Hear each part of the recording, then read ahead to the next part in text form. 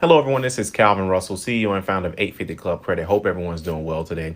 Today, we're going to talk to you guys about the Chase 524 rule and why they're still using it to this day. All right, let's go straight into it.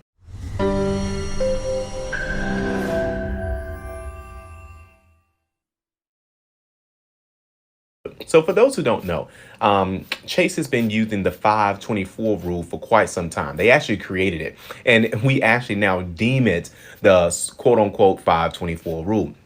So first off, let's actually talk about what that means. Essentially, it is where you are trying to you've gotten approved for 5 credit cards or more, okay, in the last 24 months, hence 524. So 5 accounts that you've opened, and they can be open only or they can be open and closed, okay, but not just closed. So for example, if you had a credit card 3 years ago and you closed it, let's say last month, that does not count in that equation. They're talking about accounts that was open and closed within a 24-month period, or simply just open in that 24 period, and this is only credit cards. Now, first off, the reason why Chase does it is one of the things that people don't talk about. Chase does this specifically to make sure that they're not losing money on people. They call them churners, okay? But essentially people that credit card hacking, that's another word, okay? Essentially when they get a credit card, and it's not the hacking that you think. It's more so hacking on the level to try to get the certain perks, benefits, bonuses, points, all that type of stuff, right? So, for example, they don't want people to get approved for a credit card, take advantage of the points, promotions, whatever, and then cancel that credit card before the annual fee is due. Typically, the annual fee is usually due the first year, or if it's waived the first year, then you're going to get charged for it the following year. But that's why they would cancel it, so they can take advantage of all of the benefits at the beginning, points, rewards, cash, travel, whatever, and then they cancel that card within that 2-year time frame. And so essentially Chase is, this is their ammo, if you will. This is how they're fighting this off. Now, this is actually for majority of the cards that Chase has. For those who don't know, this rule is going to apply if you're applying for a personal credit card with with Chase, or even a business credit card with Chase. That doesn't mean that that you're going to automatically get approved or anything like that. That just means you're going to automatically get denied if you've had that many accounts.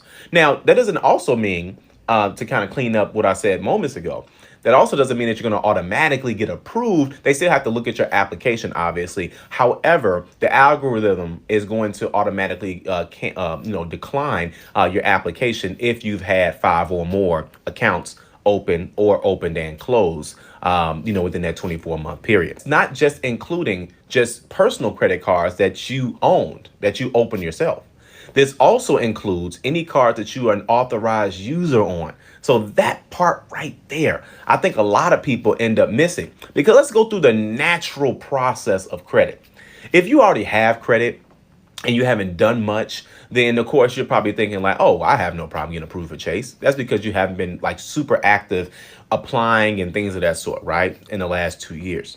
However, a person could be rebuilding their credit, and they could have gotten 2 credit cards to rebuild their credit, 2 or 3 cards to rebuild their credit. Maybe let's just say 2 credit cards to rebuild their credit. Then they become an authorized user on 1 or 2 cards. Then in that same 2-year time span, they get an offer in the mail, because this happens, by the way. They get an offer in the mail from another credit card company saying, hey, we like the new you, essentially, the you with the higher credit score. Here's a higher limit credit card, right? Brand new.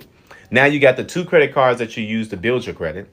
You got the authorized user that you got to kind of help you out on your credit. And then, of course, you got 2 accounts left.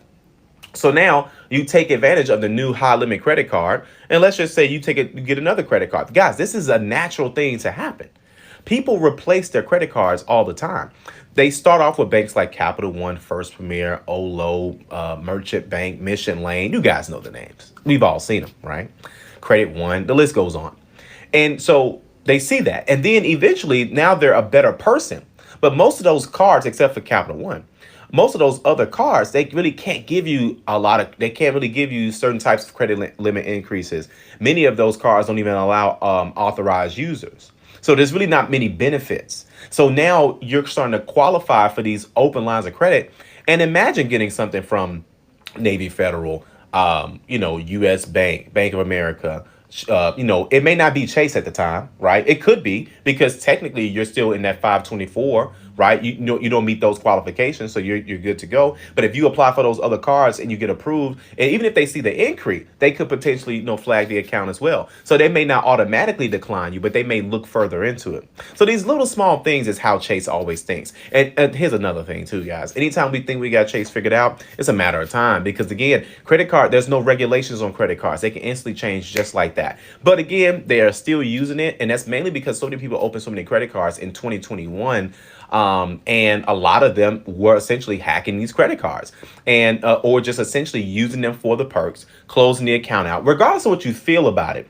Chase just feels like, hey, this stuff costs us money to provide these bonuses and perks and things of that sort. So when you get the card and we can't make money off of you, the short version, then we have to have that rule in place. But they're still using it alive and strong to this day. All right. So of course, if you guys like this video, like it. You want to share it, share it. And as always, be sure to subscribe as we got nothing but great content well on the way. Thank you guys so much. Have a great day.